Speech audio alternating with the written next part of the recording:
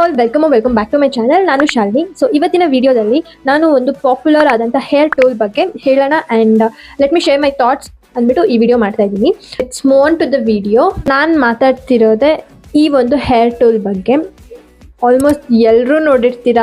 ಇದರಲ್ಲಿ ನಿಮಗೆ 3 modes of settings ಬರುತ್ತೆ.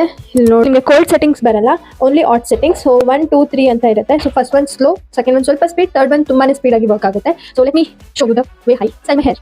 Any hair tools to your hair, please use protectant spray. So ನಾನು use ಮಾಡ್ತಿರೋದು ಸ್ಟ್ರೀಕ್ಸ್ ಔಟ್ ಈ protectant spray. This does make a noise.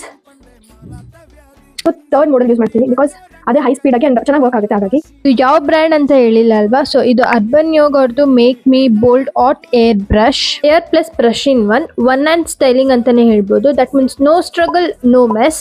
Styling easy, every day natural ಲುಕ್ಗೆ ತುಂಬಾನೇ useful ಅಂತ ಹೇಳ್ಬೋದು. Daily simple and styling time ಕೂಡ save ಆಗಬೇಕು ಅಂದ್ರೆ you can go for this.